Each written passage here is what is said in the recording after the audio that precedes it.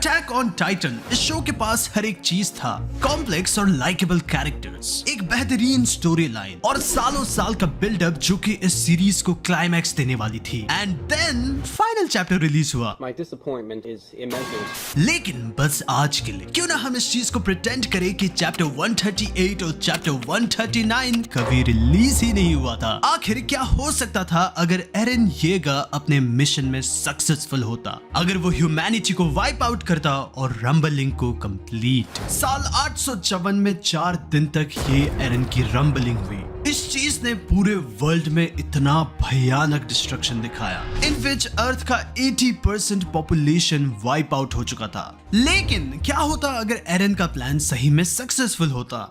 सबसे पहले उसके प्लान का रीजन चेंज होता कि आखिर क्यों उसने सबको मारने का सोचा। ये सारी चीजें कनेक्टेड है उसी के खुद के वर्ड से जो कि उसने चैप्टर 133 में कहा था। एज उसने ये खुद कहा था कि शांति और फ्रीडम हमेशा एक दूसरे के ऑपोजिट में रहती है। जब लोगों के पास ये आजादी हो कि वो अपने ड्रीम्स को परस्यू कर सके, इसके काफी ज्यादा चांस होते हैं कि वहां पे झगड़ा हो, क्योंकि लोगों के सपने एक दूसरे के साथ ही भिड़ सकते हैं। शांति को बनाए रखने के लिए एरन का मानना है कि उनसे पावर छीन लेनी चाहिए जिनके सपने दूसरे के सपने को डिस्ट्रॉय करते हो।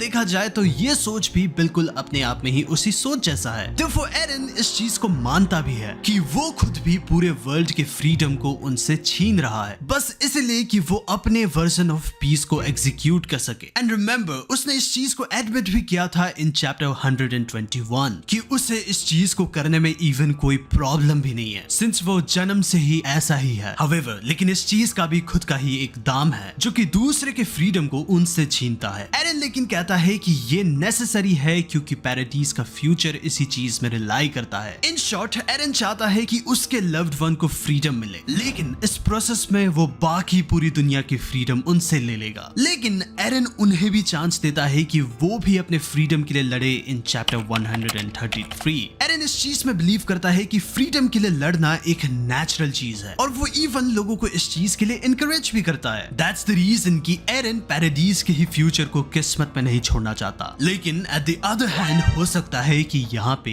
एक दूसरा तरीका भी हो। क्यूमी का मानना है कि एक लाइफ अगर दूसरे लाइफ को इक्वल माने, देयरफॉर हर किसी को एक बराबर का फ्रीडम देते हुए, rather than उनमें इस चीज को देखते हुए कि उनसे उनको क्या मिल सकता है। ह्यूमैनिटी या फिर इंसानियत एक तरीका हो सकता है कि लोग फ्रीडम को अचीव करें, बट ऐसा नहीं है कि एरन को अपने ही विक्टिम्स के ह्यूमैनिटी के बारे में पता नहीं था। वो इवन रैम्जी और हेलीन के सामने रोता है कि वो उनसे उनका फ्यूचर छीन रहा है। Even after all of this, Eren ने स्टिल अपने पीस वाले वर्जन को अचीव किया। देखो, आर्मिन, मिकासा और अपने सारे दोस्तों के एक पर्सपेक्टिव को इग्नोर किया। नाउ अगर रिजल्ट ये है कि एरन सरवाइव करता है और ये कि उसने रंबलिंग को कंप्लीट किया था, यमीर के पार्ट की स्टोरी जो कि हमें लास्ट 2 चैप्टर में दिखाई गई थी, ये कंप्लीटली चेंज होता। देखो, एंडिंग काफी डिफरेंट होता उसके कैरेक्टर को देखते हुए। इंस्टेड कि वो अपने लव्ड वन किंग फ्रिट्ज से जुड़ी हुई थी, वो भी फ्रीडम सीकर होती just like Eren. In chapter 139 हमें ये चीज बताया गया था कि यमीर मिकासा के थ्रू अपने ही अतीत को जी रही है ताकि उसी के दिमाग में वो एक दूसरे रिजल्ट को अचीव कर सके, जहाँ पे वो मिकासा को फोर्स करती कि वो एरन को मारे ताकि वो अपने इस ऑपरेशन से दूर भाग सके। लेकिन इन द अदर हैंड, अगर यमीर खुद ही फ्रीडम के लिए लड़ती, ये एंडिंग खुद में ही नेसेसरी भी नहीं होता, एज उसका पिग्स को फ्री करने जैसा मोटिव ये कंटिन्यू रहता। तो वो मल्टीपल प्लॉट से कनेक्ट होते हुए, जैसे कि एरन का ये डिजायर कि वो एल्डिया के ऑपरेशन को एंड करेंगे और ये भी कि यमीर सबकी मदर है। इन चैप्टर 122 वो अपने फाउंडिंग टाइटन की मदद से यमीर के उस चेन को तोड़ता है। देखो, यमीर को कोई नीड नहीं थी कि वो जी के उस रॉयल ब्लड को फॉलो करे। ये चीज एक और प्लॉट होल को फिक्स करती कि यमीर को फ्रिट्ज के लिए अपनी जान देने की कोई जरूरत नहीं थी। और दूसरा भद्दा प्लॉट कि जीक का डेथ रंबलिंग को रोक सकता, सिंस उसके ब्लड का यमीर के साथ कोई कनेक्शन नहीं होता। देयरफॉर ये चीज ज्यादा सेंस बनाती कि जी ज़ीक और एरन जब दोनों उसे कमांड दे रहे थे तब उसने एरन को चुना, सिंस एरन का प्लान उसके लिए ज्यादा सही लग रहा था। ऑन टॉप ऑफ दैट इस चीज को भी कहा गया है कि टाइटन की हीलिंग एबिलिटी असल में यूजर के चाहत के ऊपर भी डिपेंड करता है कि उसे जिंदा रहने का मन है या नहीं। सो देन उसने अपने रहने के विल को कैसे लूज किया जबकि वो अपने किंग फ्रिट्ज को पसंद करती है, एज उसने ओरिजिनल चैप्टर 139 में इस चीज को मेंशन किया था। इंस्टेड सारा सेटअप एक्चुअली इस चीज के अराउंड रिवॉल्व होता कि एरन को रंबलिंग कंप्लीट करनी है। देन इन चैप्टर 139 यमीर अपने लाइफ के विल को तो लूज करती क्योंकि वो इस टायरेंट के साथ अब फेड अप हो चुकी थी और वो जस्ट एक छोटी बच्ची होती जिसका ब्रेन वॉश था, और ये वो रीजन बनता कि वो कभी उस चेन को तोड़ ही ना पाई अंटिल वो मोमेंट आया जब एरन ने उससे उसका वो मोमेंट उठवाया। ये चीज हाईलाइट होता है जब वो कहती है कि इंटायर टाइम वो एरन के लिए रुकी हुई थी। डिफो इस चीज को मेंशन करते हुए कि वो ना ही एक गॉड है और ना ही एक स्लेव, वो जस्ट एक ह्यूमन है जो कि इस दुनिया में पैदा हुई थी, विच मीन्स कि यमीर के पास राइट टू फ्रीडम है just like any other human according to Eren ideological beliefs. इस स्टोरी के शिफ्ट के बाद इस चीज का कोई रीजन नहीं होगा कि एरन को असल में मिकासा के हाथों से मरना पड़ेगा, और ये भी कि सारे वर्ल्ड को उसके कर्ज से फ्री हो, एज वो ये नहीं सोचेगी कि उसे अपनी लाइफ को वापस जीना है, बल्कि वो ये सोचेगी कि उसको असल में फ्रीडम चाहिए फॉर हर प्रोजेनी। और वो कैसे शायद से तुम पूछोगे, वो होगा by being born into a peaceful world. इस स्टोरी के शिफ्ट के बाद यहाँ पे एक कंप्लीट रंबलिंग होगी, लेकिन स्टिल हमें यहाँ पे एक और एक्सप्लेनेशन देना होगा कि एरन ने उस सीन में क्या देखा, एज स्टिल हम इस चीज पे कंफर्म्ड नहीं होंगे कि आखिर उसने कैसे ग्रिसा को कन्विंस किया, एज ये चीज असल में फंडामेंटल बेस है for the attack on Titan story कि आखिर ये सारी चीजें इन द फर्स्ट प्लेस आखिर टेक प्लेस ही क्यों करती है। फर्दरमोर क्योंकि यमीर का ये एगनी फॉर द फ्रीडम असल में बिल्कुल पैरेलल होगा एरन के उस फ्री विल वाले आइडिया से, Therefore, इस चीज को अलाउ करते हुए कि वो वर्ल्ड के इस रोटेशन को ब्रेक करे, सच एज थीम जैसे कि बच्चों को फॉरेस्ट से बाहर निकालना, उनको वॉर में जाने से रोकना, और इवन अपने ही चिल्ड्रन को अपने ही पेरेंट्स को खाने से रोकना। और ये चीज रिवील होगा by Eren becoming the father of हिस्टोरिया's बेबी, जो कि असल में रीइंकार्नेशन होगी ऑफ यमीर फ्रिट्ज, और इसके लिए एरन की कोई जरूरत नहीं होगी कि वो असल में बेबी डैडी हो। इंस्टेड असल में उसे यमीर के डिजायर के बारे में पता होगा, रैदर जो कि उसने ओरिजिनल चैप्टर 139 में कहा था कि वो यमीर के डेप्थ ऑफ हार्ट को समझ नहीं पा रहा, जो कि बस यमीर जानती है। ऑन द अदर हैंड असल में एरन यमीर के इस आइडिया को पूरा कर रहा होगा, ए वर्ल्ड विदाउट कर्स और इवन टाइटन्स, जो कि उसका ड्रीम था from the all along. Thus यहाँ पे एक और रीजन ऐड होते हुए कि आखिर क्यों उसने रंबलिंग को स्टार्ट किया। थस ये इवेंट असल में उस सीन के ऊपर लीड करेगा जो कि एरन ने अपने फादर को दिखाया था। Therefore, इस 2000 साल पुराने इस जनरेशनल सफरिंग वाले साइकिल को एंड करते हुए। लेकिन आखिर क्यों हिस्टोरिया को बेबी चाहिए था एंड एरन इस चीज से लिंक करता है। वेल, अगर एरन का यही प्लान था कि वो रंबलिंग को करेगा, देन हिस्टोरिया का बेबी असल में यमीर का रीइंकार्नेशन होता। ये इसलिए क्योंकि आर्मिन इन चैप्टर 137 इस चीज को स्टेट करता है कि यमीर ने सारे एल्डियंस को जमा किया है ताकि वो उनसे कुछ मांग सके। Therefore, हिस्टोरिया का ये बेबी होना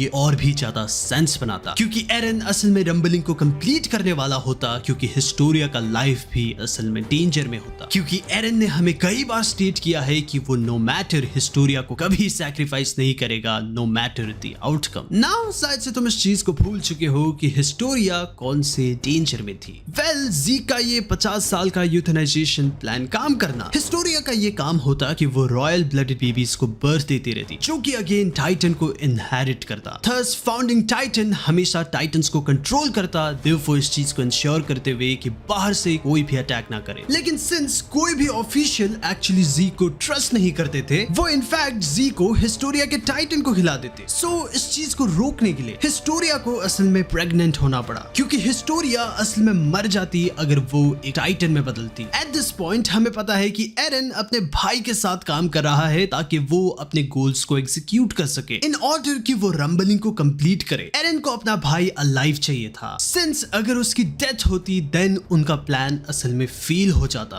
और यही वो मोमेंट है जब एरन हिस्टोरिया के इस प्लान को एग्जीक्यूट करता है ताकि वो अपने इस गोल को परस्यू कर सके। इन चैप्टर नंबर 130 हिस्टोरिया ये ओपिनियन पूछती है अबाउट हर चाइल्ड। ये लीना मेंशन करती है कि चाइल्ड असल में पूरे किंगडम के लिए एक ब्लेसिंग है, इस चीज को इम्प्लाई करते हुए कि ये असल में येगरिस्ट के लिए बेनिफिशियल होता। Therefore, फाइनल चैप्टर को हमें चेंज करना पड़ता ताकि वो इन हिस्टोरिया के झूठ को सेंस बना सके। हिस्टोरिया लीवाई को झूठ कहती ताकि एरन को रंबलिंग से कोई ना रोक सके। बेबी असल में पैदा होता है on the day of rumbling. As a result कि एरन सरवाइव करता है और पूरे के पूरे रंबलिंग को कंप्लीट करता है। ये चीज डायरेक्टली अपोज करती है ज़ीक के आइडियोलॉजी को, एज वो बिलीव करता है कि एल्डियंस को इनफैक्ट पैदा ही नहीं होना चाहिए। वेरस एरन इस चीज को कहता है कि जो भी इस वर्ल्ड में पैदा हुआ है वो अपने आप में ही स्पेशल है। Therefore, सबको ये अधिकार होना चाहिए कि वो आखिर क्या करना चाहते हैं। ये चीज हमें कनेक्ट करेगी एरन के स्टेटमेंट से,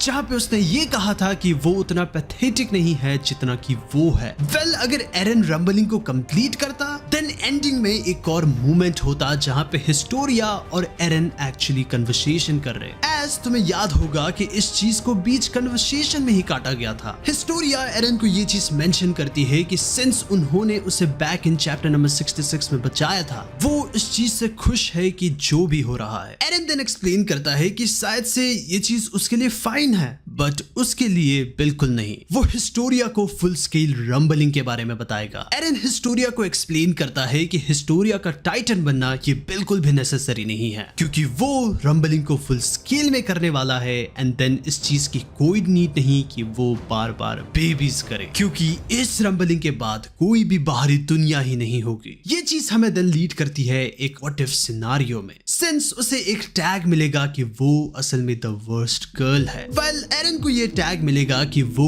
असल में वर्स्ट बॉय है। सबसे इविल एक्ट रिक्वायर था कि वर्ल्ड से ये मिजरी खत्म हो। हिस्टोरिया मोस्ट लाइकली अपने इस बेबी का नाम यमीर रखती ताकि वो अपने फ्रेंड को भी ऑनर कर सके जो कि सेम नेम से थी। एंड सिंस इन चैप्टर 138 इशियामा ने एक दूसरे बैथ को भी दिखाया था, जहाँ पे इन चैप्टर 123 मिकासा एरन के क्वेश्चन को काफी डिफरेंटली आंसर करती है। इंस्टेड उन्हें लव करके and then dying by the curse, जो कि कोई रिजल्ट नहीं लाता। नेशन जल्द ही इन्वेड होता एज सुन एज वो दोनों साथ में आते। Therefore, एरन को ये सारी चीजों का पता होता सिंस वो पास्ट में भी होता, क्योंकि उसके पास सारी मेमोरी का अभी भी एक्सेस है। थस इस चीज को समझते हुए कि उसके पास बस एक रोल है जो कि वो निभा सकता है ताकि सारी चीजें उसके फेवर में वर्कआउट करे। ऐसी ये रंबलिंग पूरी होती। इन चैप्टर 139 ये चीज रिवील होता कि हिस्टोरिया और एरन पास से ही एक दूसरे के साथ कांटेक्ट में हैं। फॉर एग्जांपल, क्या तुम्हें याद है जब पिक्सिस येलीना को कहता है कि एरन कुछ अननेसेसरी